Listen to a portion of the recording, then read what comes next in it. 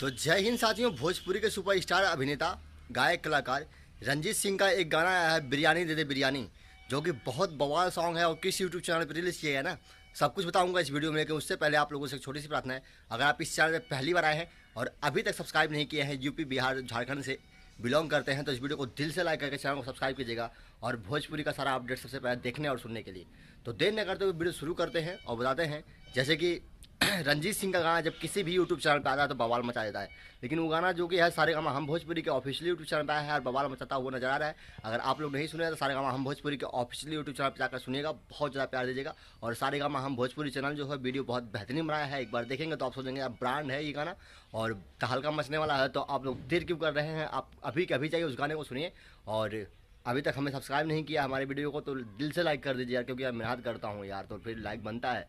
तो जय हिंद, वंदे मातरम, जय हिंद, जय भारत, कमेंट बॉक्स में लिखिएगा। फिर मिलेंगे नेक्स्ट वीडियो में। सल्यूट है आप सभी को वीडियो देखने के लिए।